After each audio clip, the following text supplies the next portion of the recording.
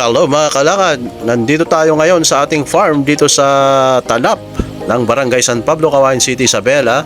Pinasyalan lang natin itong mga tanim dito na palay and of course yung kasaba kung meron pwedeng makuha na. Umikot lamang po tayo dito sa may pinakadulo kasi our lot extends beyond the road. Bali dalawang road ito. Ito yung road papuntang mga sitios dito sa San Pablo mga kababayan, malapit sa river or malapit sa ilog Cagayan po ito. Along Cagayan River itong daan na yan at i-concrete rin yan mga kababayan ng ating city government. So eto na, makikita nyo ito yung aming dulo ng aming farm. It is a 4 hectare agri-lot mga kababayan at tinatamnan siya ng palay, kasaba and also pwedeng corn. O, yung katabi namin ito mga kababayan, hindi yan kasali. Natamnan yata ng sugar cane. Pero itong pinakadulo sa amin mga kababayan na lumagpas, natamnan yan ng bamboo, yung bayog na tinatawag, at binebenta namin yan kapag dumami yung puno niyan mga kababayan. At saka siyempre yung labong pwede ring ibenta yan. So yan, pabalik na tayo. Tinignan lang natin dito, umikot lang tayo dahil merong improvements dito sa daan kasi i-concrete na nga yan mga kababayan. Etong agri-lot na ito ay 4 na hektarya at malapit lamang po ito sa ating Monterey Farm, or yung Monterey Farm pag-aari ng San Miguel Corporation mga kababayan ng San Luis or Barangay San Luis mga kababayan.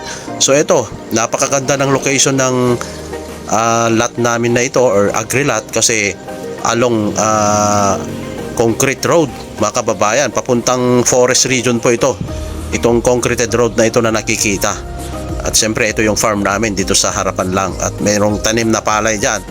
At siyempre yung nagtatanim dyan, yung pamangkin namin. Ito yung road. At yun, yung mga tanim na bamboo yun, kasama pa doon dito sa lote namin yan mga kababayan na 4 na hektarya. So sana masustain natin ito at hindi natin maibenta. At kung ano man mga project na pwede nating ilagay dyan. Alright, eto, papunta na tayo, pauwi na tayo sa ating baryo para makita nyo naman kung ano yung mga madadaanan dito pauwi sa ating bahay mula dito sa Tanap. Ayan mga kababayan, makikita nyo dito sa may right section, ito yung Monterey Farm mga kababayan, napakaluwang po nyan. Bali, libo-libong hektarya po yan mga kababayan, yung Monterey Farm na yan. Pero dito sa may bandang left, pag-aari ng mga private person yan mga kababayan. Ito, napakaluwang. So maluwang na maluwang ang daan kapag ka Sunday, kagaya nito mga kababayan. So smooth yung ating pagmamaneho rito at gamit natin ang ating motor. Ayan, yung mga tanim dito, merong mais, kasaba. Pero dito sa kabila, walang tanim yan mga kababayan. Ito, may mga ilang bahay dito na napatayo na rin.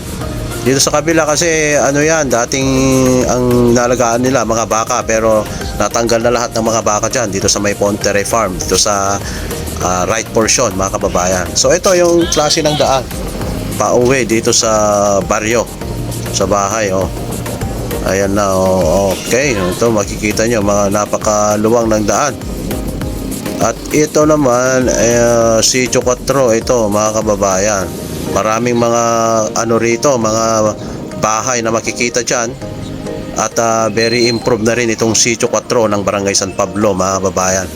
Ayan dami mga magagandang bahay na rin dito. So lalong-lalo na kapag may improvements dito sa may Monterey Farm.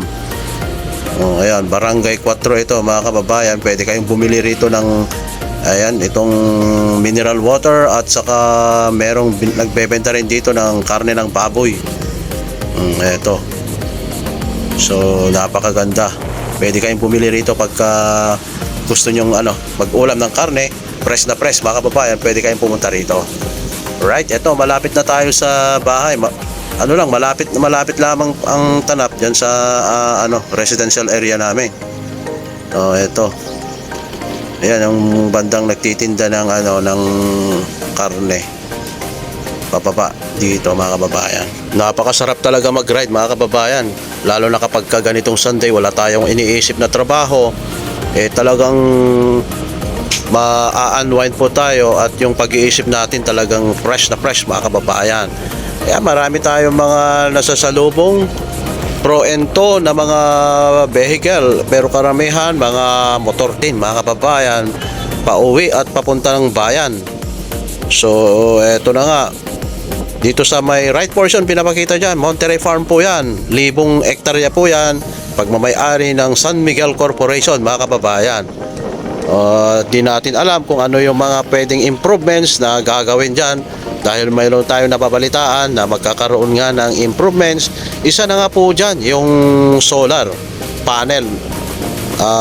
Maaring lagyan nila ng solar panel dyan para mag-produce ng kuryente mga kababayan. Pero ito mga portion dito sa may kabila kanan, maisan po yan. Pag-aari ng mga residente dito sa Barangay San Pablo mga kababayan. Ito makikita naman maganda pa rin yung rito, yung daan natin dahil sementado na nga, pero kailangan na rin ng maintenance dahil medyo rough road na rin mga kababayan itong semento natin dito. Dito tayo kumukuha ng pang-ulam na kangkong. Makaraming kangkong dyan mga kababayan. So eto, malapit na tayo, liliko tayo dito sa may kanan. Ayan na nga, magkakanan tayo. Nahihirapan tayo mga kababayan, pasensya na dahil naka one hand lamang tayo dahil wala nga tayong taga-camera. Tayo rin lang nagka-camera kaya delikado. So yan may na naman, nag-overtake sa atin.